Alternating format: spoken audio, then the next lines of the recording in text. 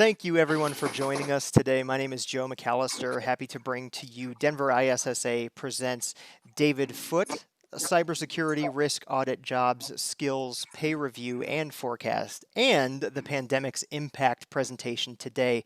Thank you so much, first of all, for your patience and understanding in getting the live stream up and running, if you are happening to watch the live stream. Otherwise, this will be recorded for future purposes. Please stay tuned as we will be doing more presentations throughout the month of June. David Foote is an IT industry research pioneer, innovator, and one of the most quoted industry authorities on global tech, workforce, and compensation trends, and multiple facets of the human side of technology value creation. He has spent more than 2 decades producing groundbreaking deep research and analysis in IT business cross-skilling and technology and business management integration, and leading the industry in developing innovative IT skills demand tracking and compensation benchmarking practices. David, over to you. Thanks. So we're going to talk about something near and dear to all of your hearts, if not your pocketbooks, and that's your job. Those of you working in risk, audit, information security, and cybersecurity. We're going to talk about your pay. We're going to talk about skills that are hot right now, but we're also going to be talking about the next 3 years. But I'm going to give you an analyst view, and I'm going to explain to you in a second what that means.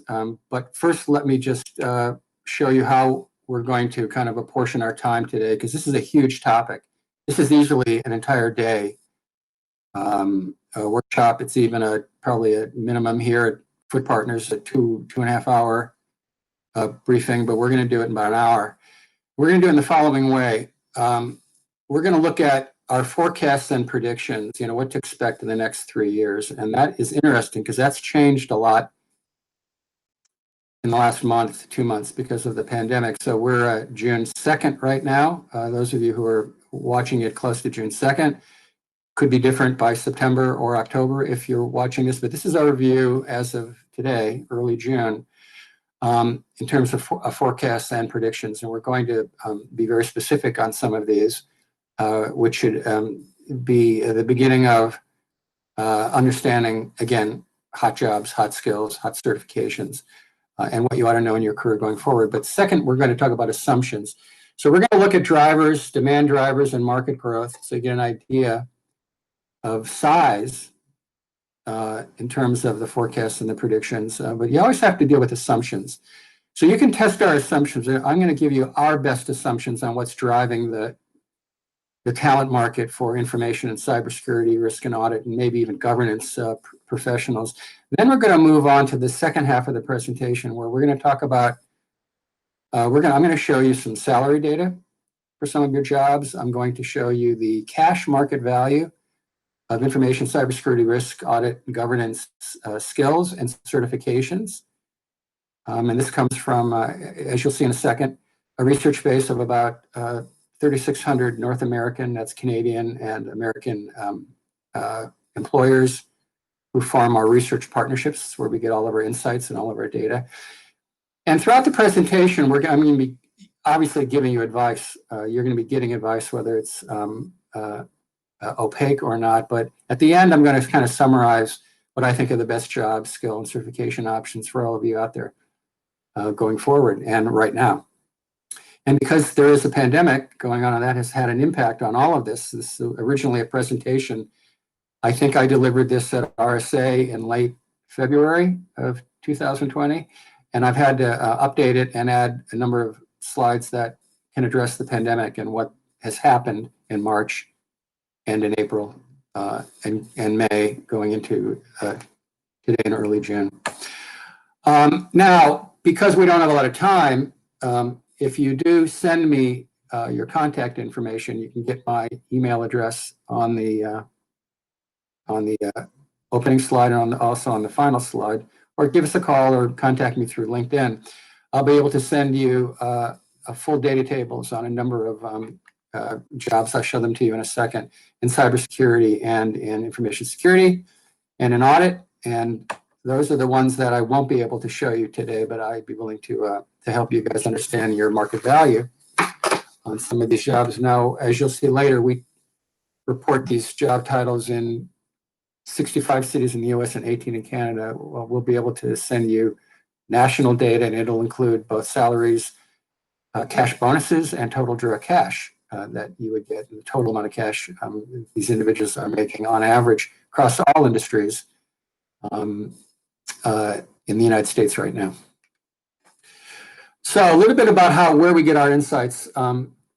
So we're going to be talking mainly about 3,600 research from 3,600 employers in North America today, but our entire research partnership network spans almost 5,700 companies in 40 industries. That's over 500,000 tech professionals in 15 countries.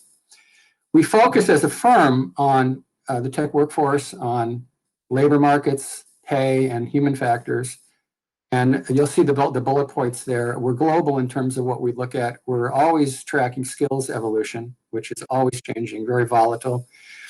And since we opened our doors in 1997 and started covering this, there was a lot of hybridization of IT and business. I mean, the movement of, even in 97, a lot of the applications development jobs that were customer facing were over in the lines of business. They were out of the IT organization, they were in the lines of business and product groups and functional areas of the company. But what was left, of course, under usually the CIO or CTO or a number of infrastructure jobs, where a lot of the security jobs were at that time. Now, a number of the security jobs, cybersecurity jobs, are managed under risk groups, depending on the company, depending on the industry. Most of our advisory is in North America, and it's from small companies all the way up to the Fortune 10. You'll see on some of these slides crowdsourcing with a slash through it, because we don't crowdsource. We collect data usually directly from HR departments in companies. A lot of our insights come from interviewing hundreds and hundreds of decision makers and executives who manage tech workers. That could be tech leadership. It also could be line of business leadership, because a lot of, again, tech jobs and even security jobs are now in lines of businesses. They're not under the traditional technology organization. So who we are is, for myself, I've been an analyst since 1991. I started at Gartner. I was at Metagroup after that. I principally worked with chief information officers, and they were, particularly around the mid-90s, really stymied. They said, our problems are not technology as much as they're people. And there's nowhere to go to get the answers to many of our people-related questions. Some of them as basic as pay, some of them as basic as trying to understand how to create job descriptions for some of these new breed, new technology jobs. There just was no place to go. Typically, you'd go to Towers Watson, Willis Towers Watson, you'd go to Mercer, you'd go to Aon. These are the kind of equivalents of what a Gartner would be in the HR world. They weren't getting those answers there. And the next slide, you'll understand why I took it upon myself to create this research partnership model and to answer all these questions.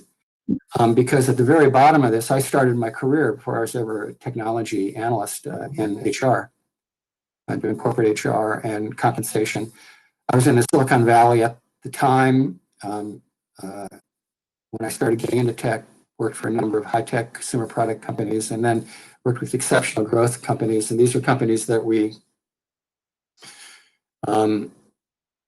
speculated would grow from $0 in revenue to $1 billion within 4 years. So these were a lot of the early, hot companies in the Silicon Valley at the time.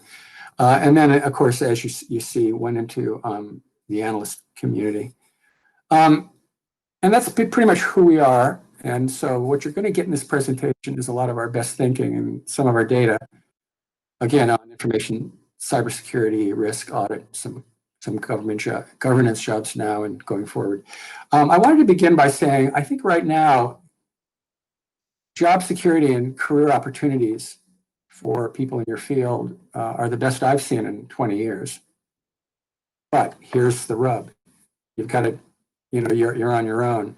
Unless you work for a consulting firm or an IT professional services firm or a staffing augmentation firm, or any of these contractors, these firms that you can rent contractors from, but don't expect a roadmap and a lot of career guidance from your employer. So I sort of take that as a given, and part of this presentation is to help you, I think, answer some of these questions and give you an idea of where to look things to do in your career to capitalize on this, again, greatest opportunity I've seen in probably the last 20 years. I want to start by showing you a New York Times editorial from May of 2019 called How to Survive a Tsunami. And if you look at the first sentence of that, I'll just read it. At first warning, you should run inland and as fast as you can, get as high as you can. This is very much a metaphor for the job market in technology right now. If you look at this metaphor visually, you've got this tsunami coming in and about ready to hit a city. All of those buildings in this metaphor are the various domains in the company, the functional areas of the company. It's not all of them, but it's the one in most companies: HR, sales, marketing, product development, finance, accounting, logistics, distribution, operations. And then you've got, in these red boxes, pretty much the technology support organizations or groups. Again, whether they're in-house or out-house, it doesn't really make a difference, but these are the support organizations. The tsunami in this metaphor is disruptive tech and all these things that are influencing companies right now, using technology to gain competitive advantage, revenues, profitability, or market share. But it's also this. It's real, the real security threats we know about, the ones that we can imagine, but what about the ones that we haven't even imagined yet? Ones that 5 years from now, we'll look back and say, geez, amazing, we didn't see that coming. But this is the world of technology. If you go back historically, there are so many examples of things that we never imagined could happen that became commonplace. And that, I think, has created a lot of concern in boardrooms in particular now. I'll talk more about that as we go on. But I think getting to high ground is really, at the right time, should be any top business imperative. And that's one of the reasons why cybersecurity and cyber threats have become discussions in boardrooms and among shareholders of companies right now and among senior executives. It's much more prominent now than it's been over many years, and that's why I think the opportunities for all of you are so great. Your job has been elevated beyond a lot of other technology jobs, I would argue, and we're going to talk about that today. So what are these disruptors? Well, here's like a short list. And it's a pretty long list, but it's a short list. Anything from AI-driven development, machine learning, AI security, to next-gen Internet of Things. I call it Internet of Everything. You look at the numbers in red are some of the economic impacts of $5 to $7 trillion impact in AI-driven development, machine learning, $4 to $11 trillion economic impact by 2025 in next-generation Internet of Everything, in blockchain, practical blockchain, 700 million to 200 to 20 billion by 2024. These are big numbers. This is why it's important to understand in the beginning what's driving this. What's driving this is money. Make no mistake about it, an opportunity. When small companies can take on large companies simply through using technology better than they can, or being more agile, or being more flexible, or at the base of it, having better people, smarter people. And that's, I think, again, going back to what I said earlier, that's what companies care about. It's not the technology, it's how you build it, who you have to build it, who you have to support it, how it gets to your customers. When your customers' tastes change, you're able to, in a very agile, flexible way, follow that, get there quick. And cybersecurity has been a big issue with all of this because so much of the world right now is online. And we'll talk more about that when we talk about these three. We're going to focus on three areas of these today. One is the AI and AI security part of this. We're going to focus on the Internet of Everything. We're going to focus on big data and BI analytics and this whole area of advanced data analytics. And then ongoing, we're going to talk about cyber threats all the way through this. So that's just in the interest of time, we're going to focus on these because I think these are some of the biggest drivers right now for cybersecurity opportunity and companies investing more in these areas. The first tech tsunamis have already hit before the pandemic, and there's more on the way. Now, when I did this slide, it was prior to the pandemic. More on the way could be the next second big tech tsunami has been the pandemic. But before the pandemic, there were these 5 things that were common in most companies that we work with or who are research partners. That's the deepening, persistent tech skills gaps that they always have. No matter, it's very difficult to get on top of this because what the business needs changes so quickly. The workforce doesn't change as quickly, and so there are always gaps in terms of intensity of skills, bench strength, what have you. There's been an inability, again, long before the pandemic, to clearly forecast tech labor and pay requirements much past 6 months to a year. If you can go out 24 to 36 months and get that kind of head start, you're now in a position where you have more flexibility. You don't need to hire consultants, and you don't need to hire contractors. You can train people to be your next, AI engineer or AI developer or blockchain engineer. You can get on top of that if you can do that. And, very few companies have been really good at doing that. I think there's been a difficulty in finding and then hiring these multidimensional workers. And I think you know what I'm talking about, with really different combinations of tech, business, soft skills, knowledge, and experience. There's a lot of this today.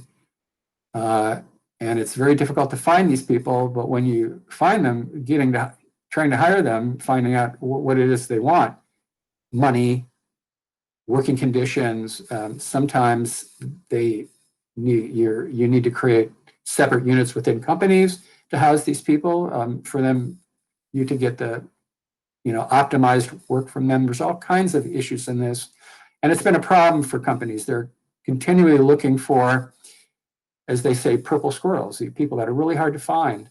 And you just have to go online, the job boards, and look at these job descriptions. I look at them all the time. We just laugh because we're in this business of looking at these people across 6,000 companies, and we've never seen some of the people who can match job descriptions that we've seen on job boards. So, that's always a problem. And all of you know what that's about. If you've been out there, trying to source jobs through job boards or LinkedIn or whatever, you can look at the job descriptions. Tech staff retention issues more severe, particularly at the most experienced workers, the levels of 4 to 6 or 6 to 8 years of experience. A lot of churn in that, and that's very dangerous for companies to lose people with that kind of experience. And of course, I talked about volatility, but now I'm going to show you exactly what I mean by volatility. We actually have an index that tracks volatility. And it looks like this. We define volatility as, since we're tracking the cash pay premiums that companies are actually paying above salary, beyond salary, for certifications and for tech certifications and tech skills. Here's a 14-year chart to show you how the average pay has changed quarter to quarter. That's every 90 days. Each point that you see there is a quarter. That's 3 months or 90 days. The pandemic effect that we've seen, this is sort of my first pandemic slide, is that in the quarters prior to the first quarter of 2019, that's from, say, July of 2000, or first quarter of 2020, going back to July to December of 2019, volatility was running about 17 to 21%. That means 17 to 21% of the roughly 1,100 skills that we're covering changed value, either went up or down, but did not stay the same in value over a 90-day period. Well, all of a sudden we come to the first quarter of 2020, and the volatility is running 29%. So you can see what the pandemic has already done. It's really created a lot of confusion, I think, in what to pay people. It's probably caused a number of companies to increase the amount of skills pay that they were intending to pay people, again, based on wanting to retain some of these, again, most experienced workers in the workforce. I think a lot of that has been retention. Because as you'll see in a couple of slides from now, there's been a lot of churn and a lot of very aggressive recruiting of people in this sort of pandemic haze. So let's get into a couple of slides and talk about what I think are the key. In interviewing over the last couple of months, talking to maybe 300 or 400 decision makers and technology leaders, saying, how are things changing in the pandemic? I just wanted to give you a couple of slides, some bullet points to explain what they've said to us. But I want to start with the Bureau of Labor Statistics, the unemployment report, the employment situation report. As you know, this is the report that the news uses to explain unemployment and the number of people filing for unemployment. We know that the numbers are up to 30 to 40 million people in March and in April. But in April, the most recent report that we have, there's another one coming out at the end of this week. But in April, there was a net loss of 180,300 tech jobs. The month before, there was an increase of about 8,000 tech jobs, but all of a sudden we've lost 181,300. What's interesting is the tech labor force is estimated at about 12.1, 12.2 million people. So that job loss is very small. That's only a roughly 1.5% job loss in tech jobs. So you can see that the pandemic has not affected the requirement, the need for tech workers, nearly as much as it has in the retail, airline, hospitality, travel, recreation, consumer products, big oil, petrochemicals, and big pharma. Now, still, it could be that the tech jobs haven't been affected nearly as much as other jobs in those industries, but those are the ones where we've seen the biggest industry losses for all jobs, not just tech jobs in those industries. But it's looking pretty good so far. So when we talk to, again, some of the people in our research network, they've said that that there has been a lot of predatory hiring practices, principally by large employers with sufficient resources to finance what I would call ferocious behaviors in local tech, talent markets. And it's really stunned a lot of our customers. They didn't exactly expect this ferocity of this, how they just all of a sudden were losing some of their key people before they even had a chance to fight back. These people were gone. They were being made offers at companies. And I think the offer, if I was going to sort of net this out, I would say the offers were mainly job security. A recruiter saying, look, you can continue to do what you're doing at this company, but if you look at the pandemic's effect on your industry or on ancillary industries that affect you, you don't know if you'll have a job next month or the month after or the next month, but we can offer you job security. That kind of argument is very powerful in a pandemic.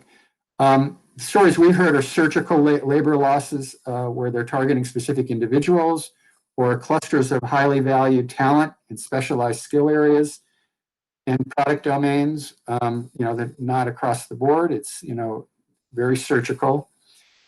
And again, I would say the defenses were withering at best to combat some of these talent defections. So we have seen this. It's true that many companies, if you look at Apple, if you look at Microsoft, if you look at Google, you look at some of these companies, very strong cash positions, a lot of cash on hand. You can argue that they've weathered this better than other tech companies, or again, some of these industries I mentioned above. And not to sort of put a focus on them, but say there are a number of tech companies that are that were in a position in terms of having the financial resources to go out and create a certain amount of havoc in the marketplace, and they've done that. Next, I think is this. We heard a lot of this significant need for upskilling and retaining. And what I mean by that is, especially for laid off workers, if you're a laid off worker and you're looking for a job or job security, that's where you start looking at upskilling or retraining of yourself. But also, it speaks to companies who have lost talent and now are looking at having to continue, I think, going forward with their company's business strategies without some of the workers they've had. They've seen the necessity to take some of the current work staff they have, the workforce they have, and retrain and upskill those individuals. So I think the pandemic has probably launched a much more aggressive training and development strategy in a lot of companies, again, to provide the talent to simply get the work done in a situation where they may not be able to go out and find contractors, either enough of them or the kinds of skills that they need in the contract or contingent workforce. They're seeing the need to do this internally, which, by the way, is not something new to the pandemic. It's something that's existed for years. We've said to many companies, your only strategy going forward will be to much more aggressively develop the people you have. Then you're in control of your workforce growth to be able to do that versus always going to the market and expecting to find people, then being able to hire them, not only find them, but get them to come and work for you. We've always said work with your existing staff. This is going to benefit security professionals as well. The next point I want to make is I suspect from what I'm hearing that there might be a reduction in middle management in the months and the years ahead, similar to the global recession in 2008.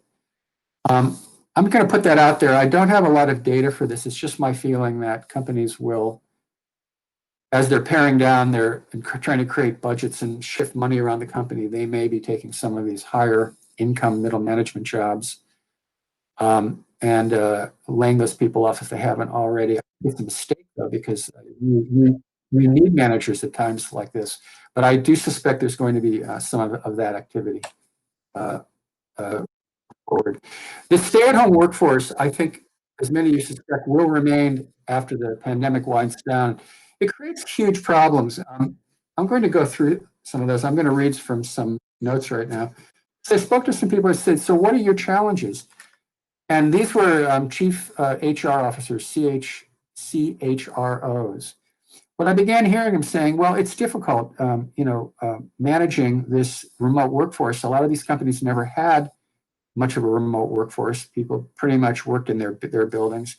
It said, we have to now revise our telecommunications policies. We have to think about daycare services that we never thought about before. Again, these are companies that may not have had a lot of remote workers, having a large number of remote workers.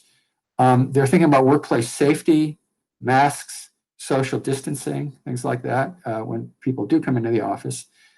And they said, a lot of times they have policies that you can't use your own equipment at home.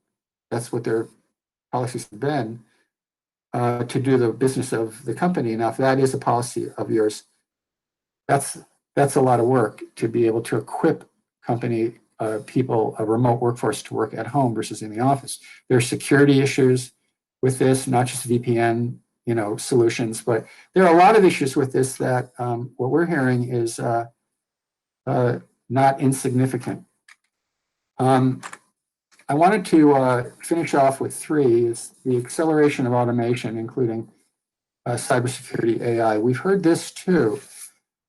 We've heard from people saying that they expect that the pandemic will create an acceleration in labor trends, such as automation at their companies, as they're forced to find ways to operate with fewer employees physically present. And we just happen to agree that this is likely going to happen. And it's going to be, it's going to be not just automation, but digital as well, digital transformation, all the digital initiatives, including some of the disruptive ones I mentioned earlier.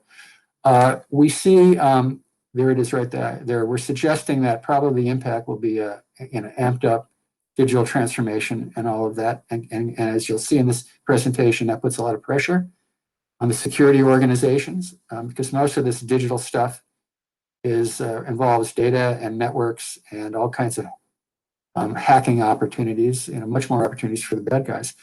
And then I just want to finish in saying that technology evolution will flourish unaffected by this pandemic. This is something that I've seen over 30 years of doing what I do, doing what we do here, is that it doesn't seem to matter. Technology just evolves, usually way beyond our ability to adopt and use it. We've known that going back, into the 80s with some of the original desktop technology. Is that it was solving a problem we didn't have. Companies were not willing or able to use it at that point. And that's always been the thing about technology. It's usually way beyond our ability to adopt it, because as human beings, we change very slowly. Technology evolution just accelerates all the time, but our ability to use it, to have a workforce of people properly skilled, to be able to build solutions that can, again, create profitability, revenues, market share, customer satisfaction, is always a problem. As I mentioned before, it was really the early tsunami. We've been having these problems for many years. Now let's get into the forecasts and predictions. I'm going to roll through these pretty fast. I think the first one I want to talk about is that digital transformation, I think, is the, and this is, again, looking over the next 1, 2, 3 years, it evolves, even more from a buzzword to pure competitively driven approaches to every aspect of business. I see the Internet of Everything, this whole area that I've outlined before, and AI, particularly machine learning and deep learning, will be the hottest development targets over the next couple of years, driven by investments, I think, in healthcare, primarily healthcare, automotive, manufacturing, and retail industries. Now, retail, since the pandemic, I don't know if, I might have a question as to whether the retail industry will recover enough to be able to be included on this list with healthcare, automotive, manufacturing, but I've left it on the list for now. And then I think you also have this shift from ad hoc data analytics use cases to operationalizing production quality, big data pipelines. This is really what the rise of automation networks, frameworks for big data workflows. Also, it's facilitated by something which we're seeing across our research partnership network, and that is more and more chief data officers showing up in these companies that never had them before. This is it's mandated by the GDPR, by the Economic Union. Anybody doing business with the Economic Union, with Europe, has to abide by GDPR mandates, and one of those is having a chief data officer. I think as that role, that CDO role, has come in, that's put a lot of focus, a lot of extra attention on this. One of the reasons why we're predicting that this is going to be a driver of talent acquisition going forward, among other things. Now, I want to look at some big data trends stimulating cyber threats and talent demand. The first one here is that there will be, well, you've probably heard this before, by this year, 25 billion connected things, and as many as 1 trillion by 2025. An interesting stat, I can't prove it, but I think it's interesting, I'm going to repeat it, has been that more than 90% of all internet generated data has been generated over just the last 2 years. That's the history of the internet, the last 2 years. And the expected growth is going to be more than 5 times that by 2025. So you're looking at a world where there's just, we've gone from data streams to data lakes to data oceans to data galaxies, and all that entails, and the protection of that data and the privacy issues in that data. Again, a number of obvious information and cybersecurity talent opportunities. The rise of public cloud storage, including ready-to-run big data platforms and automated machine learning and local databases, etc. I think more organizations will support hybrid on-premises and cloud-based data analytics platforms going forward. I think this will increase the size of the cloud full-time workforce across all industries, not just staffing augmentation and managed service firms. I think these are full-time employees. So I think there's going to be a lot of opportunity in cloud and also in cloud security as well, cloud engineering, administration, cloud development, cloud security. That's why it's, as you'll see later in the presentation, it's one of our hot areas, cloud security. And then the rising popularity of cloud-based Linux containers, especially Kubernetes, for securing applications. What I want to say about that is it's mainly new SQL databases, in-memory data grids, and dedicated streaming analytic platforms converging to enable ultra-fast processing of streaming analytics, and also enabled by SQL capabilities and open source streaming networks such as Kafka, Spark, Flink. I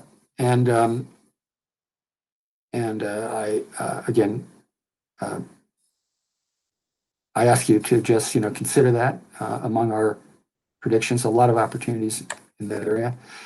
Internet of Everything. Let's look at some of these trends that are stimulating talent demand. I begin with the fact that the Internet of Things security market, which was a $1.5 billion market in 2018, is projected to be a $3.3 billion market in 2021, or almost a $7 billion market to $29 billion market if you include the broadest definition of the security market. That's $29 billion by 2022. Gartner predicts that by this year, more than 25% of identified cyber attacks in enterprises will involve Internet of Things, Internet of Everything. I think the biggest revenue impact in this, for those of you working in these industries, these are hot industries for, again, the next 1 to 3 years of Internet of Everything. It's vehicles, public health and transportation, health and fitness, manufacturing, operations, and retail. Our predictions for artificial intelligence, again, trends stimulating talent demand and to fight cyber threats, is machine learning.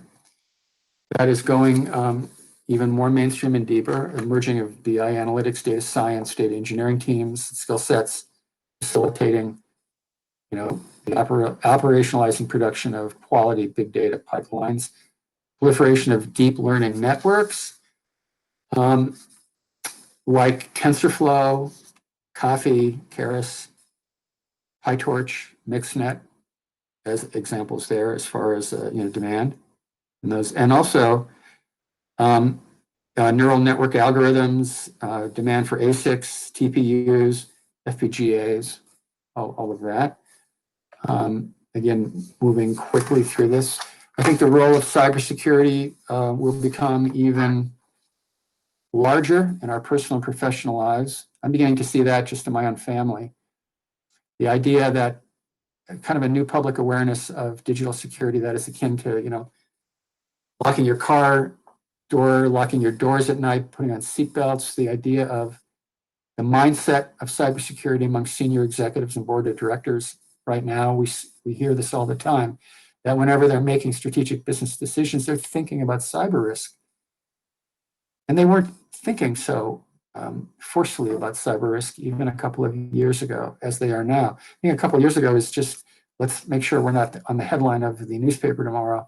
I think now they're thinking, no, we have to bake this in. Customers will buy our products or not buy our products based on how they perceive us securing data, personal information that they've entrusted to us. I think that's what's going on here. I think you're going to be seeing even more of this in the next 1 to 3 years.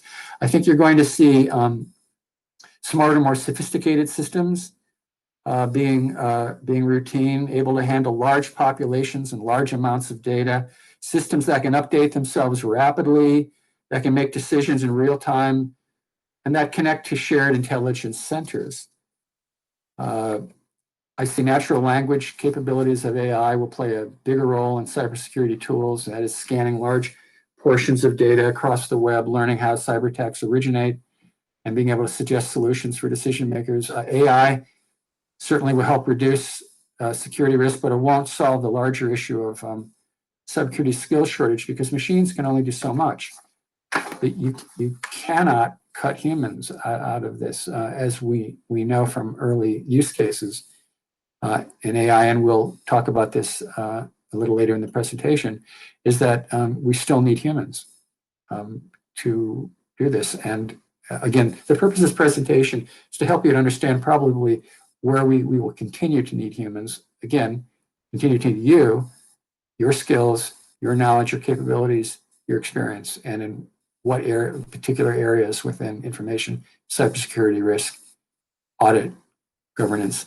Internet of Everything, flooding the market with, as I pointed out earlier, millions of non-standard devices that lack built-in security.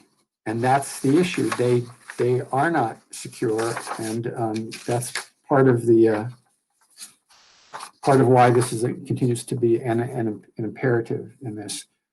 Now we see more non-standardized devices that lack security. We see the predictions are more decisions will be automated. IoT connected devices will be part of almost every function of our daily lives over the next 3 years. Virtually all of our personal data will reside in the cloud, where we don't fully control the workforce and access to information. Huge privacy issues in this. You kind of see where this is going in terms of our predictions.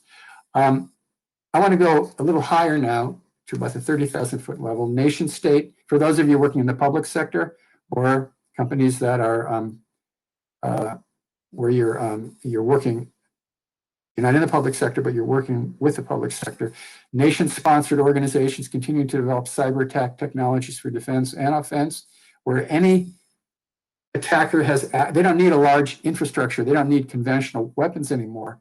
They can access strategic weapons in the cyber world and do a lot of damage. Countries and states will have a bigger role in protecting power grids, water supply, traffic control, and maybe even provide some of their intelligence, to the public in this. Maybe we'll be hearing more from our government, as much as it doesn't seem that way right now. Under the current administration, the government taking a bigger role in protecting us.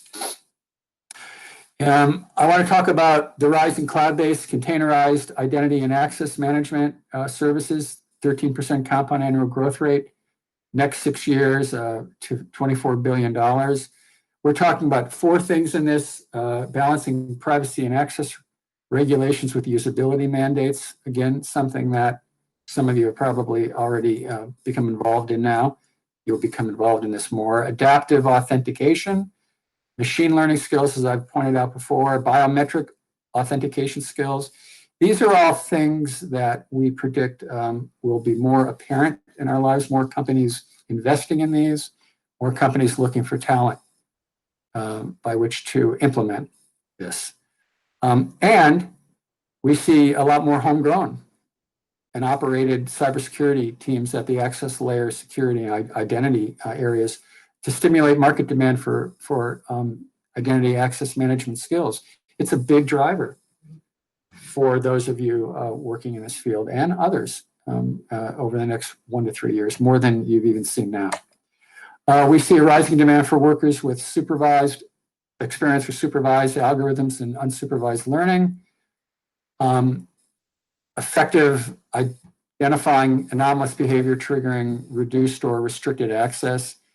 AI machine learning in cybersecurity will play an even larger role. I think I've already said that, but I want to add to this that a lot of CISOs we're talking about are looking for adding incrementally machine learning experts, machine learning talent, and all of their hiring of information cybersecurity professionals going forward. They want to look for people at the minimum qualification level that have machine learning experience and AI experience.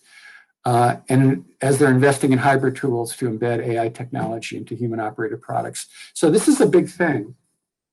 And we think that the pandemic has accelerated this movement, not to replace humans necessarily, but to build these capabilities into security products. This puts a lot of pressure on security organizations. And again, hopefully there'll be some CISO panels. You have an opportunity to participate in CISO panels. We've run a few here, and they've talked about this openly, how aggressive they are right now about looking for putting in AI talent more and more and creating more bench strength and deeper bench strength in their security organizations.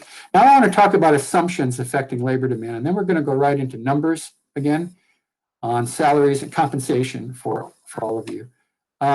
Let's look at market size of the cybersecurity risk market. It's $3 trillion in 2017 or 15, going up to $6 trillion annually by 2021. That's global annual cybercrime costs.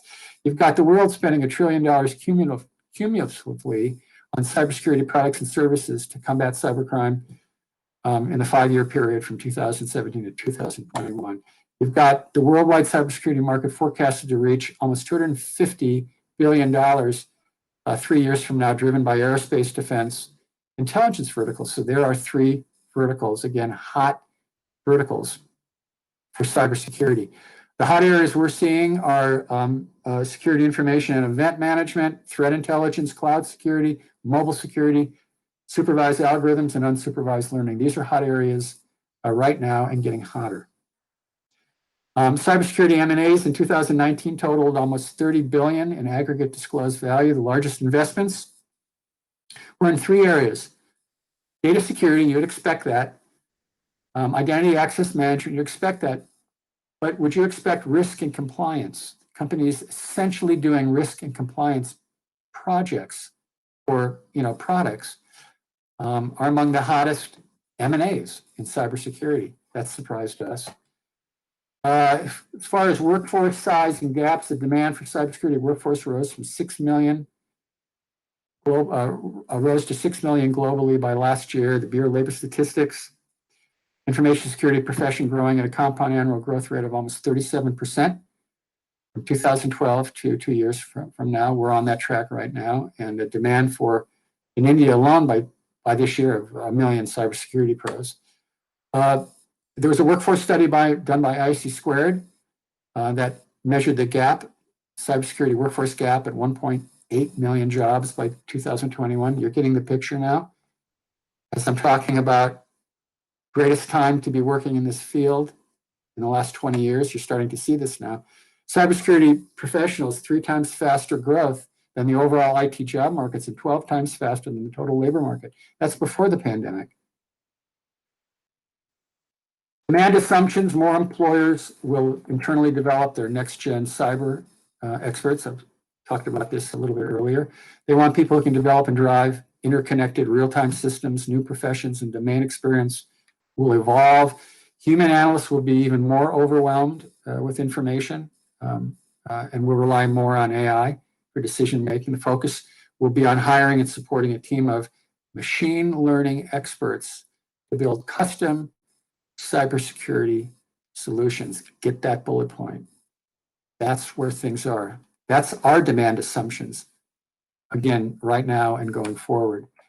I think a greater reliance on smart tools to handle the bulk of event monitoring and incident response. Next generation firewalls have machine learning technology built into them. I think you've got the collaboration apps. We're seeing this now. Slack, Zoom, Dropbox, SharePoint will become even more popular. The pandemic has certainly has shown us how popular these collaboration apps are.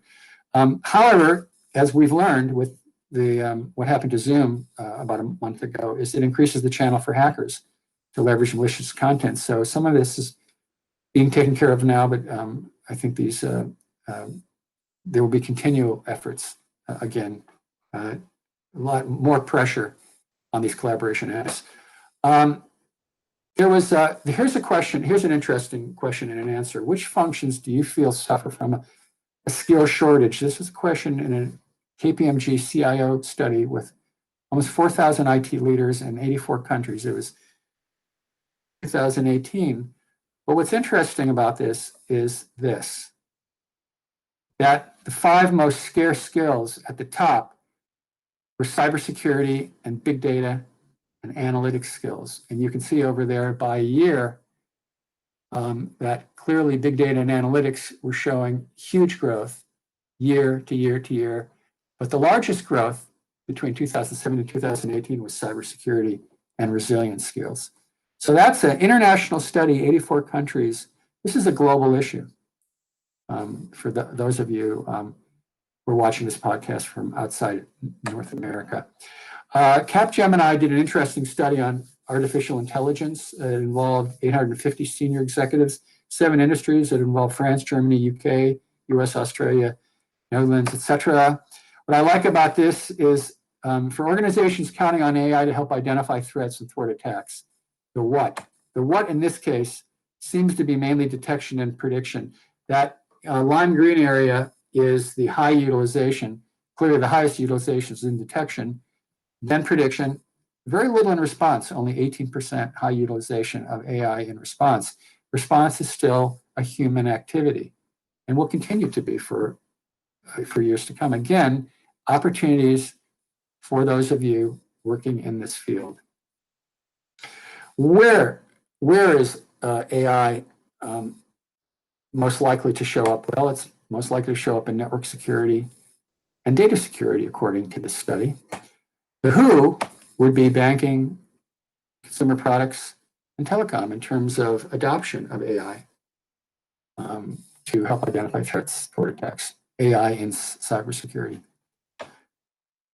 These are some of the use cases. This is not a chart I want to talk about. You probably can't see it really well on the small screen, but this is an interesting chart that you should get a hold of and take a look at, because these are the use cases that are showing the highest benefits and the lowest complexity. Everything up in the upper right corner would be where most companies are directing the use cases right now. We think that will shift over to the high benefit area right to the left of that.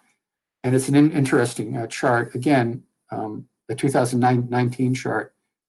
But again, starting to identify where companies would be funding capability enhancements in their company in these use case areas for those of you, again, who are thinking about your skill mix and where you might want to be directionalizing your career, the greatest opportunities going forward. All right, now we're going to look at compensation surveys.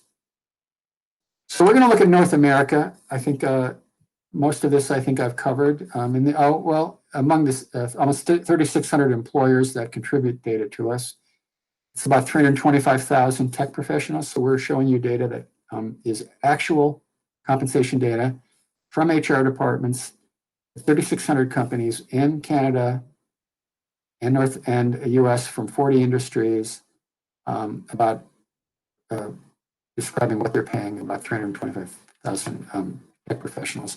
We cover a lot of industries, about just shy of 40 industries. So these are, I think, all of the industries, if you really look at this, where most jobs are found, anywhere from not-for-profit to government, private sector industries. These are the cities. Again, I don't need to discuss this, but I wanted to give you a list of the cities that we survey, so you can look for your city in there, Canada and US, and we separate the United States into large metro areas and secondary, tertiary metro areas. I want to look at instead of salaries right now, I want to look at tech skills and certifications. Let me talk a little bit about what these are. So we started publishing this data. We started finding companies paying extra cash above salary for skills back in 1999. We're currently, the data I'm going to show you is just shy of 80,000 tech professionals in the US and Canada who are getting paid those premiums for certifications or for non-certified skills. We're covering just under 1,100 of these right now. And I wanted to give you guys an opportunity, because you won't get it in this presentation because of the amount of time that we have. We go into great detail to describe exactly what's happening in the labor market on the level of skills. And we do that through this report. You have to be a customer of ours to get this report. It's a market intelligence report. Many of you have probably seen it or seen quotes from it in the media. If you contact us, we'll send you the most recent copy of this. You won't need to be a customer of ours. For coming and listening to this presentation, we're going to give you an opportunity to really get deep, a lot deeper than I can get into these topics in this presentation. So again, find me through LinkedIn, find me through slides that identify my telephone number or email address, and we'll get that to you. When we're looking at non-certified and certified skills, we're basically looking at different categories of them, 8 categories in each.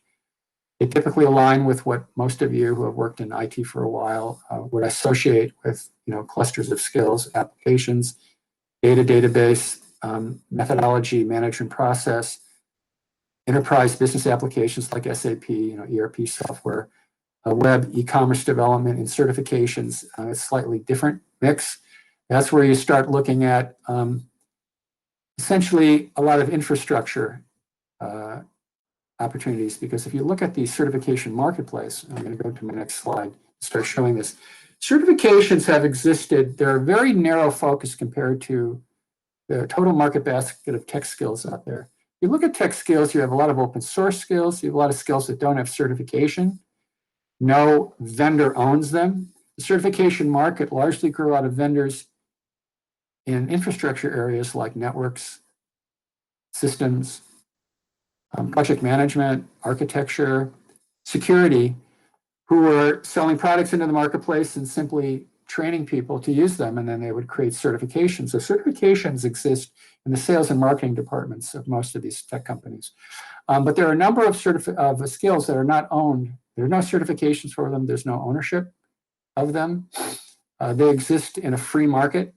And as you can see from this, looks like it's a 2021 year a line chart of what the average median pay for a single certification would be. We take all of the 585 non-certified skills we're tracking, the 505 tech certifications we're tracking, and quarter by quarter, we look at the average market pay for those. You can see that they're on a divergent path over the last couple of years. Certifications have been progressively quarter to quarter been going down in value for the last 5 or 6 calendar quarters. That's a year and a half, almost 2 years, whereas non-certified skills have been going up in value.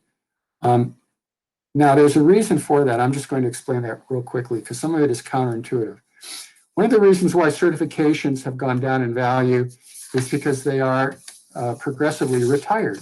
When technology is retired or a new companies have changed their direction, created new product skill sets. Sometimes they get rid of technology. Sometimes they just extend it. That messes with the market value of those certifications. So as pay premiums will diminish as certifications expire or are retired or are replaced by more appropriate certifications as technology evolves. Also, I have to admit, and you would probably see this around starting in about 2009 to going into about 2012, certification going progressively down in value. This is at a point where there was a bit of bias in the marketplace around proctored exams. There was hacking involved where you could purchase answers to tests and take the test the next day. There was a certain amount of fraud in the industry, but they recovered from that. You can see in around 2013, there was a bit of a recovery where they started to add labs. And as long as the lab requirements, these are live labs in addition to proctored exams, as long as those lab requirements, those labs are, close to the real world and not just sort of pedagogical labs that you would pass very easily, then they're not worth a lot. But if they do measure your expertise in the real world, it certainly goes beyond a proctored exam. That created a certain amount of attention and positive momentum for security. Again, paying for certification, certified individuals. Again, sometimes in addition to their salary, sometimes embedded in their salary. You also saw peer review, some certifications, principally in project management and architecture in particular, where they had peer review where you could take exams, you could do a lab, but you have to sit in front of a jury of your peers, and they would determine whether you get that certification. That began showing up. Those certifications obviously are highly valued. Many of them have prerequisites. They're hard to get. They earn a lot for the people that have them. There are smaller numbers of people that have those certifications. Again, they have to go through peer review. And so the marketplace did respond, the certification marketplace. But something happened a couple of years ago where we saw the value of these certifications starting to go down in value. And this is where the counterintuitive part comes in. Sometimes success results in a degradation of pay for certifications. This is what's happened with security certifications. Particularly after the recession in 2008, 2009, there were a number of layoffs then too, but in general, people in the companies have outsourced a great deal of their infrastructure, their network systems and even some of their applications, even some of their security. So they don't need full-time workers. So people have been laid off simply because companies chose to purchase managed services or no longer manage those parts of the business, focus their workforce development in other areas like applications development or program management, project management, or managing a wide network of companies that you've now hired to do what you used to do with a full-time workforce. The options for these systems people, these network engineers and administrators, a lot of these people, was to either go work for a consulting firm or find another avenue within their industry. What happened is many of them looked at security. A number of these infrastructure people said, well, it seems that it's a safe bet to go into a security, cybersecurity, or audit, or risk or governance a career path. And so we were able to see a real increase in the number of certifications. Now, what that did is demand was fairly constant. The supply of certified individuals increased. The gap between supply and demand narrowed. And as you would learn in Economics 101, when the gap between supply and demand narrows, that skill is less scarce and the price of that skill goes down. So one of the things that's really been driving, and we'll get into looking at these 8 groups within our certification group here, you can see that the ones that have been going down in value, in particular, I would argue that there have been increased number of certified people. That's been one of the trends, is that it drives the price down. It doesn't mean that information security, cybersecurity is any less important to companies. It just means more people have seen that as a career opportunity. And the supply has increased faster than the demand. Demand has been fairly constant. We think demand is going to be rising more over the next 1 to 3 years. And we think the supply of people coming into it will probably be somewhat sufficient to meet demand. So we see probably the information security and cybersecurity certifications, if not going down in value anymore, at least leveling off. But as you can see, they are the highest priced certifications that we track. That and architecture, process management, and process certifications. They are by far the places where you will earn the most money for your certifications. And that's important to note here as well. So even if they are going down in value, they're still a good bet. Over the last 3 months to 12 months, you can see that there's been nothing but a degradation in pay for certification, with the exception of application development programming language certifications over the last 3 months.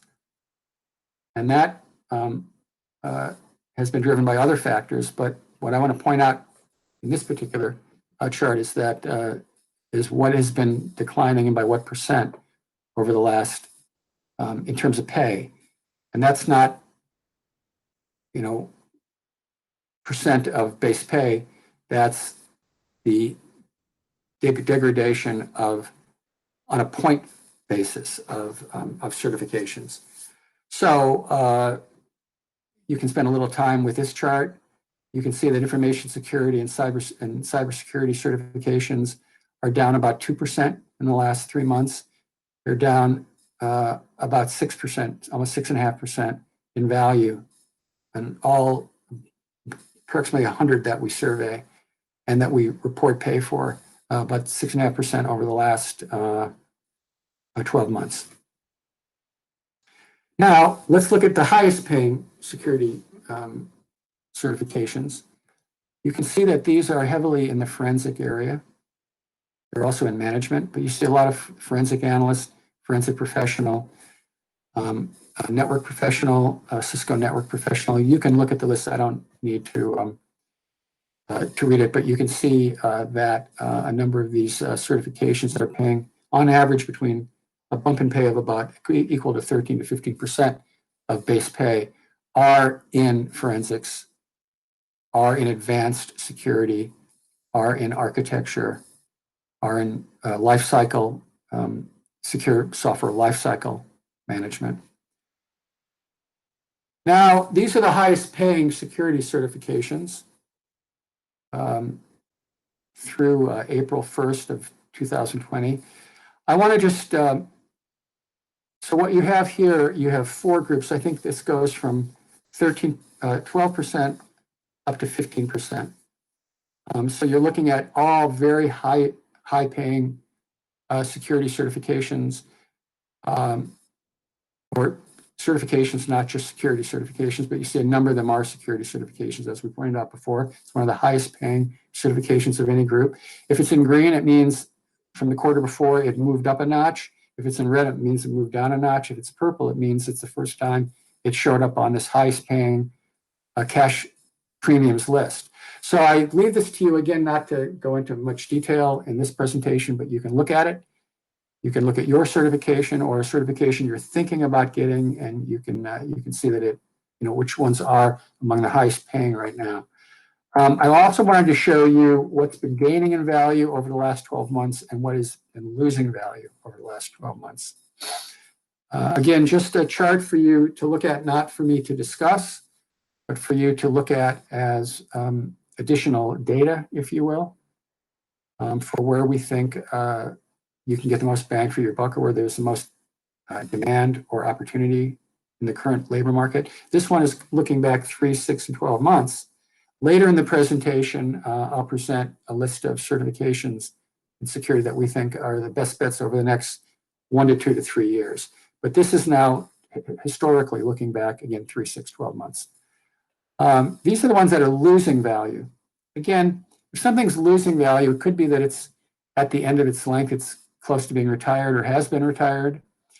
It could be that there just isn't as much interest in hiring people in these areas, or supply is caught up to demand in these. There's a lot of reasons, as I mentioned before, as to why something would go down in value. But we wanted to present you with this list to show you pretty much over the last 12 months what has been losing value in this whole community of security certifications. Now we're looking at cash premiums for security certifications. Again, this is a continuation. There were so many, it took 2 slides. So there you have both slides right there. So you're looking at close to 30, probably 30 to 35 security certifications that have shown a degradation in their market value over the last 12 months. As far as cash pay premiums for auditing, we look at 4 or 5 of what we consider to be auditing or auditing related certifications. Those right there. Now let's look at non-certified IT skills pay vectors. So when you look at that side, we're principally looking at one area, data and database. And as we pointed out before, since we see, this explosion of data, this explosion of sensors, this explosion of devices, this explosion of Internet of Everything, and this explosion of advanced data analytics and big data, this is where we would see the greatest correlation for you for information security, risk, audit, privacy, jobs, and skills. And as you can see, it's probably the steepest growth of any category. And this again goes back to about 14 years. You can see that it's the only area that's shown progressively high growth, expanding growth, increasing growth, just growth period is in those. And again, we think this is being driven very much by these factors, and that there's a good play for all of you as far as career opportunities, job opportunities, pay opportunities. As far as trends, since you know that non-certified skills pay trends, the general trend has been going up in value over the last several years. In contrast to certifications, and again, looking at the categories of skills, non-certified skills pay, we're showing you the 3-month and 12-month vectors right here. See, the largest growth in the last year has been in management methodology, process skills. Second largest has been in database. Again, good news for all of you in security. And by the way, when you look at management methodology and process, there are also opportunities in leadership and management of information security, cybersecurity, risk, audit, governance in there as well. If you look at the list, you'll see what I mean. We pulled out what we loosely consider security non-certified skills, non-certified security skills. So what we've given you is alphabetical order for that list. We've given you the numbers again at the median, the 50th percentile, the 10th percentile, and the 90th percentile. So we've included a lot of, if you can see, the highest paid ones in this are artificial intelligence, cloud security, cryptography, threat intelligence, cybersecurity, cyber threat intelligence, cybersecurity, data security, DevSecOps, GDPR, mobile security, risk analysis and assessment. I think those are the big ones. Security auditing is in there, security architecture and models. You'll also see vulnerability scanning, assessment, and management. So that shouldn't surprise you, but again, these are non-certified skills that companies are willing to pay extra cash for, often outside of salary.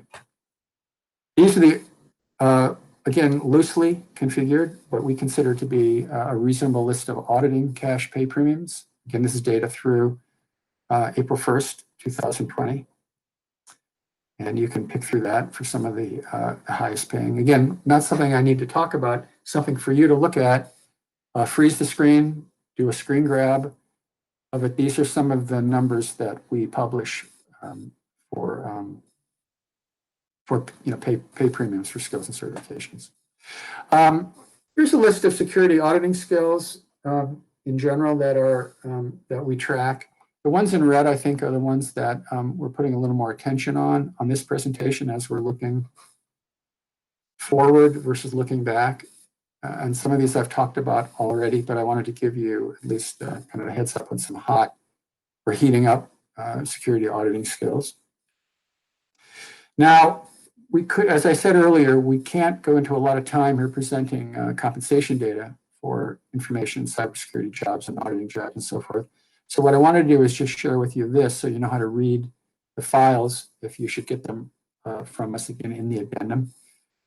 That's an option for you. What we're showing here are the senior and mid-level cybersecurity specialist jobs. Now, we have very long, very detailed job descriptions for these, so you see what they do and what their knowledge and skill requirements are, what their capability requirements are, what their experience requirements are, what they're expected to have in order to earn these salaries. And we're looking at from the 10th to the 90th percentile, and the average, we're giving you national average, the high and low cities. Usually the high cities are somewhere often San Jose, New York, San Francisco. At the bottom, usually in our mix are things like Louisville, Kentucky, Oklahoma City, South Carolina. Again, no judgment on any of those. It's just all based on cost of living. And then we give you actual cash bonuses, not target, but actual cash bonuses paid to senior mid-level cybersecurity specialists, and then the total direct cash that they made in that year. So you can compare your salaries against this. But that's how you read these charts. That's why we kept this in here. So not bad. Basically, cybersecurity specialists earning on average between $100,000 to $127,000 a year in salary. That's pretty good. This is the chart from earlier, just to give you an idea of some of the other security-related jobs we can show you compensation for. So, what are your options right now?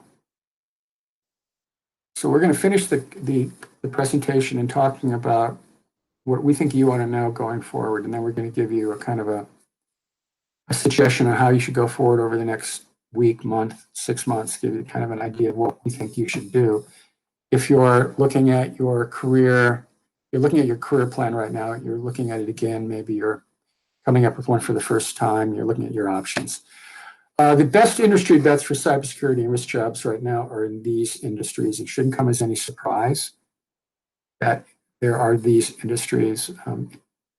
Listen to me, I think we put large healthcare on the bottom, but I think healthcare is one of the really growth industries right now for cybersecurity jobs and for privacy, for anything having to do with data protection. Part of it is by regulation, and part of it is by what it takes to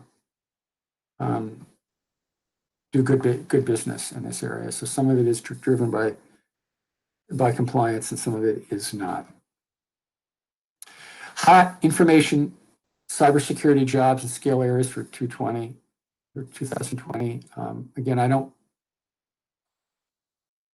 If this were a live presentation, you might be asking questions on this. But I want to say that it's certainly a garden variety of cybersecurity professional.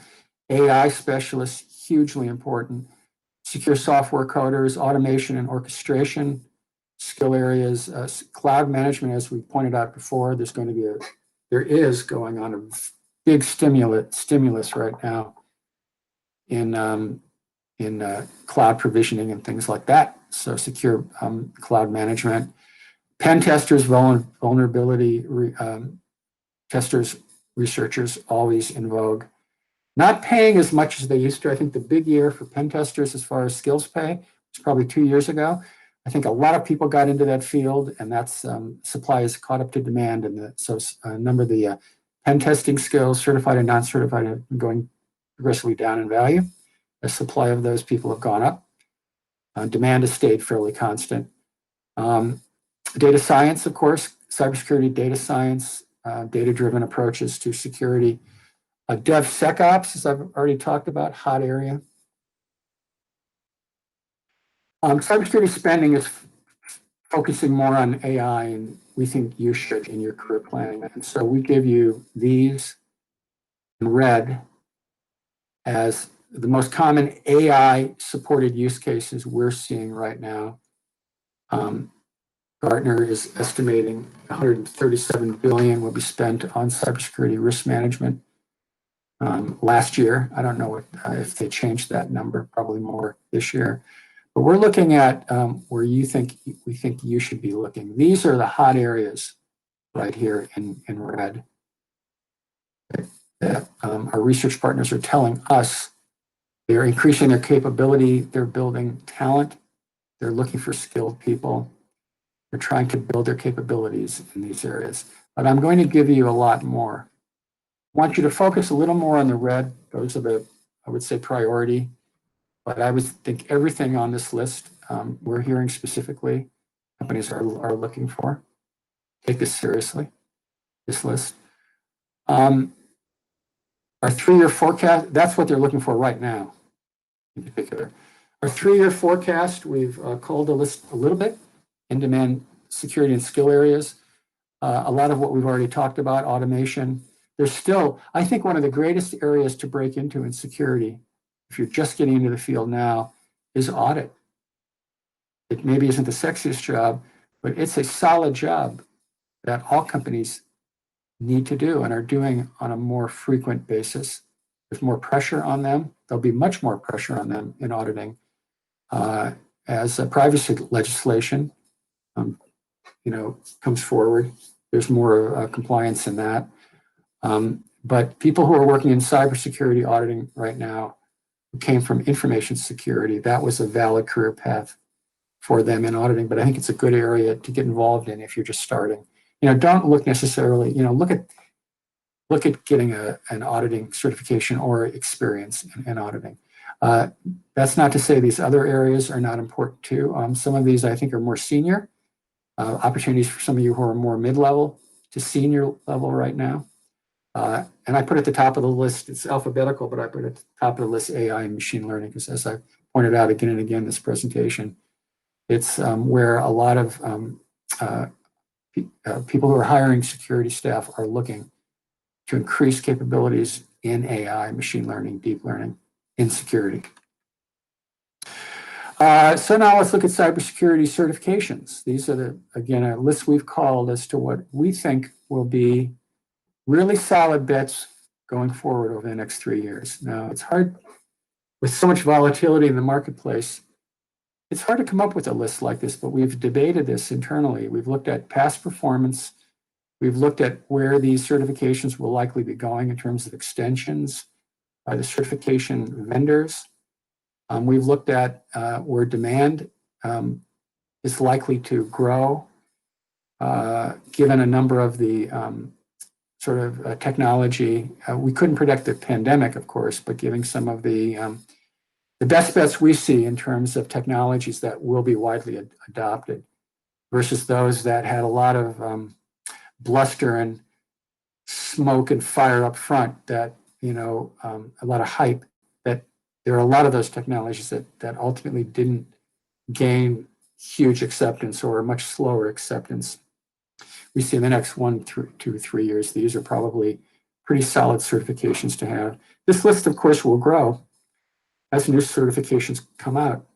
Some of these may drop off the list. Again, there's always new certifications. We probably add 25 to 30 new certifications every year to our pay index. We'll add probably, in terms of non-certified skills, 60 to 70 to 80 new, sometimes as much as 100 new skills every year, because again, there are so many more of those that are growing in value organically in the marketplace. People are finding value in those non-certified skills. I want to just talk about the EU for a second. There's a newly mandated key role for setting up and maintaining an EU-wide cybersecurity certification framework. Newly mandated means it was just, I think, last fall that this was mandated. I think summer, fall, it's difficult to gauge how this will change employment and pay in the EU and for companies doing business in the EU. But I put this chart into this North American presentation, but also if people are YouTubing this from Europe, we're paying attention to this. We think it will have implications in the marketplace. It certainly will add competition to current certifications. It certainly will be something that if you're working for a company that's doing business with EU and therefore you need to be compliant with GDPR mandates, this is something you should pay attention to, this new cybersecurity, EU cybersecurity certification network that is now being created right now and being built. Cybersecurity job titles will proliferate. We just wanted to give you a list of a lot of the titles that we see. This is in alphabetical order. Some of these titles you may be familiar with, some of you may not be familiar with. I put this in because I don't think titles, the reason I haven't talked a lot about salaries and titles is that the same job could easily have 20, 25 different titles depending on what company, what employer you're talking about. Skills, we pretty much know what a Python skill is. We know what a TensorFlow skill is. We know what an R language skill is. There's not a lot of debate. In jobs, there is a lot of debate. There's been a lot of activity over the years where people who don't do any architecture work have been given architecture job titles in order to increase their salary, or analyst job titles, or not doing any analyst work. There's a lot of that problem of misidentification of people when it comes to trying to do legitimate research in job titles. That's why we prefer to say, well, there are some basic job titles we all know that may differ from company to company. But if you look at skills are one way of solving that identification problem. You know what that certification is. You know what that skill is. There's just no mislabeling. But we wanted to at least give you some cybersecurity job titles. In general, though, we see the expanding definition of the cybersecurity profession, or of any tech professional, as including these. I want to talk a little bit about soft skills and what they mean in the security community, in the security workforce. As we talk to leaders and people who are hiring, have budget to hire people, they talk to us a lot about things they look for in interviews that are not tech skills, that they're every bit as critical to the performance of that person in their role as their tech skills. And this is for technology professionals, of course, I'm talking about.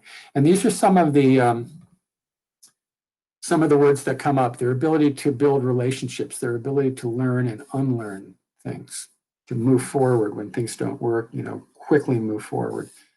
The ability to take a risk, having a strategic perspective, even if it's a fairly If it's a job fairly low in the organization, being able to think strategically, strong communication skills, strong persuasion skills, flexibility, creativity. These are all things that they look for in interviews, and they will hire people based on the presence of these skills, even to the degree that they may not be the strongest candidate overall for the job on a technical basis. They may be attractive to the company on this basis, on being able to have some of these, what I would call personality or more business skills, again, communication skills, things like that.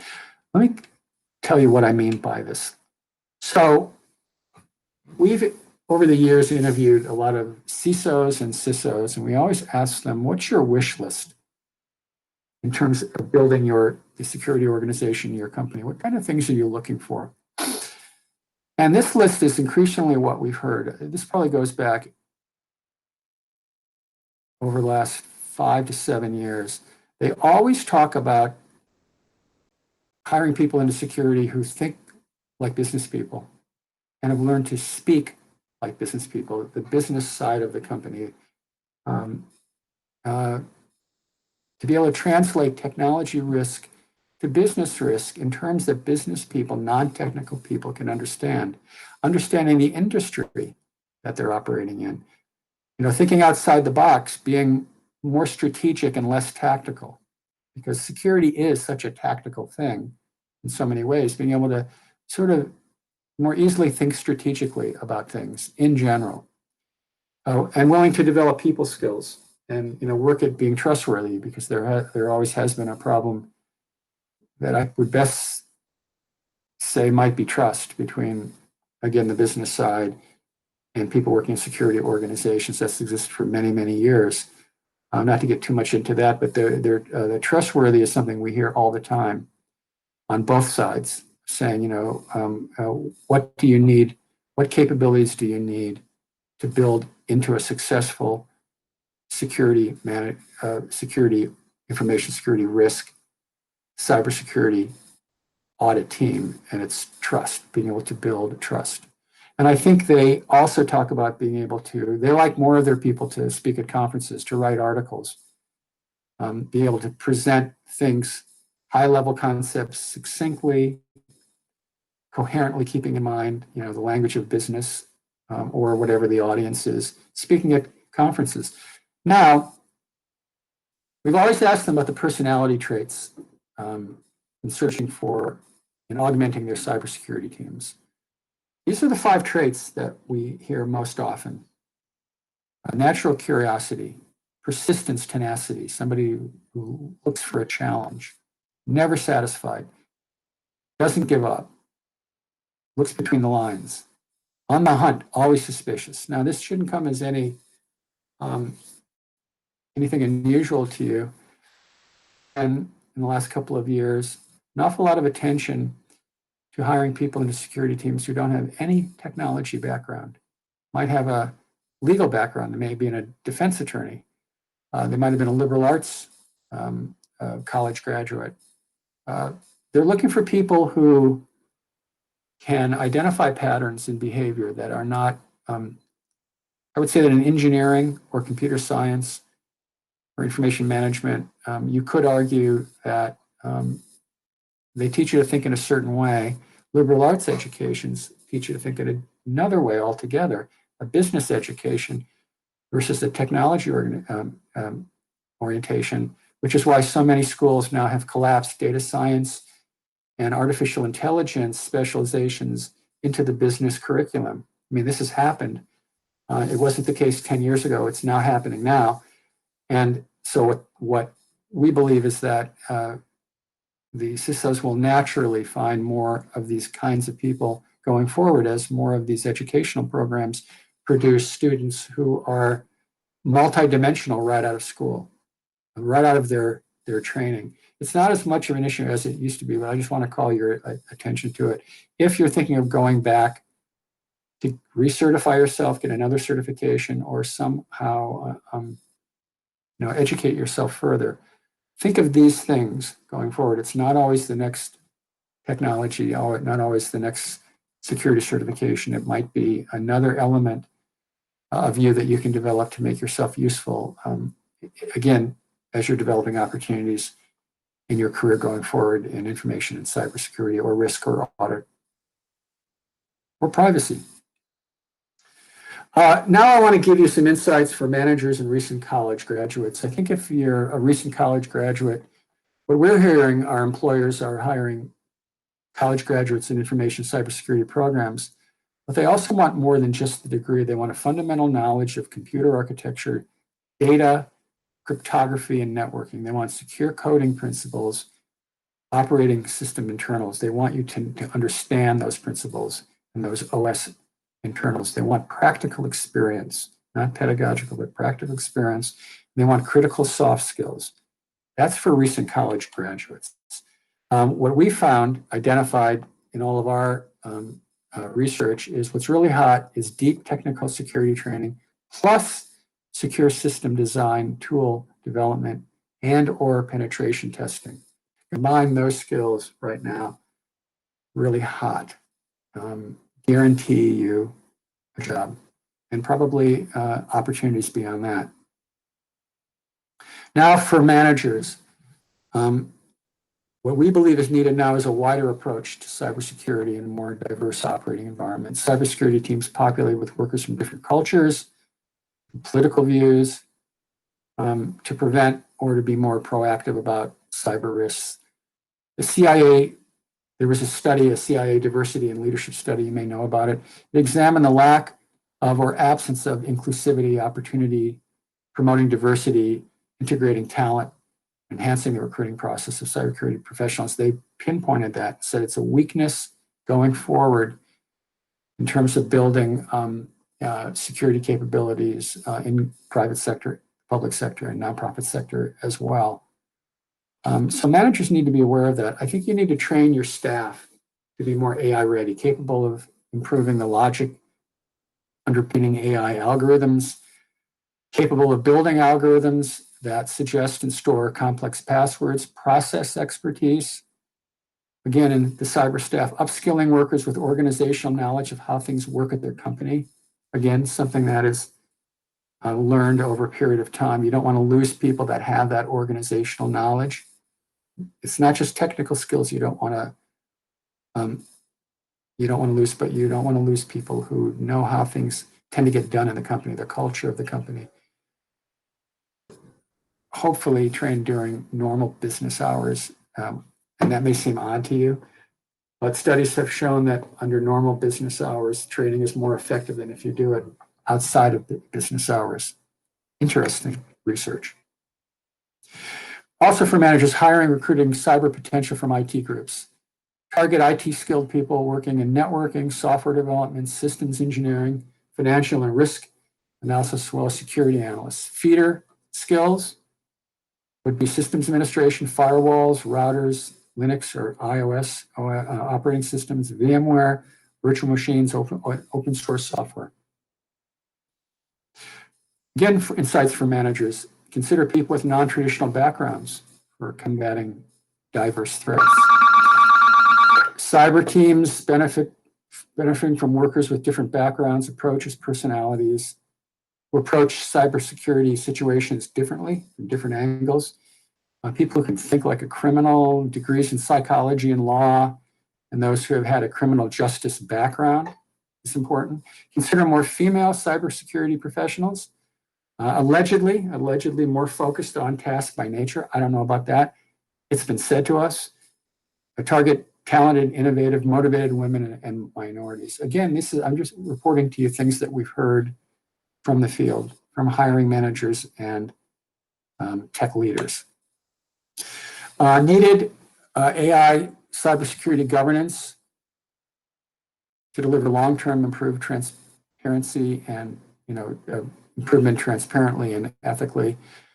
The output of this kind of architecture is defining roles and responsibilities for the cyber staff, implement a mechanism to monitor AI algorithms, output logic and upgrades by cyber analysts, create control processes, identify risk tolerance for AI algorithm output, Institute a plan B if AI algorithms fail or are tampered with, implement key performance indicators to measure success. So we see this as a very big thing, that AI, cybersecurity governance, and security governance in general is big. You saw from earlier in the presentation the value of governance skills, data governance, cybersecurity, and security governance. Those are very high-paying skills in our skills pay index. Okay, I'm going to finish with how we think you should apply what you've learned today. In the next week, I would suggest that you review this slide deck and ask yourself 3 questions. Am I happy in my job right now? Where do I want to be in 3 to 5 years as far as my career trajectory? And can I get there from where I am right now? Can you get there in your current employer? Once you've answered those questions, or if you don't have the answer, start thinking about them now. But those are the key questions. Do you know where you want to be, and can you get there from where you are now? If you don't, you're not sure. If you're not happy in your job right now and you're not sure where you want to be, that's another reason to look through this deck. Look at some of the numbers. Look at some of the demand drivers. Look at some of the hot areas for non-certified and certified security, risk, cyber, governance, privacy, audit jobs. See if any of that appeals to you. And then look at, is this something that my current employer can help me with, or do I need to look for somebody else to support my quest? In the first 3 months following this presentation, you should, from your answers to those 3 questions, begin formulating a 3 to 5 year career plan. Decide on your destination, start road mapping with specific goals and objectives on the kinds of roles and jobs you aspire to attain, and draft a reasonable timeline for achieving them. In the pandemic, of course, this has created some issues. We're not exactly sure how business will bounce back. As you've seen, there are some industries that are taking more of a hit than others. I'm sure everybody is looking into those industries that are showing strength in this pandemic. But revisit this slide deck, target projections for your in-demand jobs, skills, capabilities, and technologies. Now, in 6 months, you should already be executing your career plan, segmenting it by years, 1 year, 2 years, 3 years, or in shorter segments, maybe 6 months, 6 months, 6 months, 6 months, 6 months, leading up to 3 years. Review the slide deck and updates. If you opt in, we will be always sending you a lot of updated information that you would see in this presentation, some updated data, updated market insights, updated supply and demand vectors, updated forecasts as well, and recalibrate annually. So what I'd like to do is, if you're interested in the addendum I talked about earlier, this is my contact information. You can call me, you can write me, you can contact me directly or my staff, and we'll get this information to you. Thanks for your time today, and it's been a pleasure to be with you. And I hope I'm wishing you much success in your career development. Thanks. On behalf of ISSA, thank you, David, for your presentation today. Please join us later this week and next for more awesome content.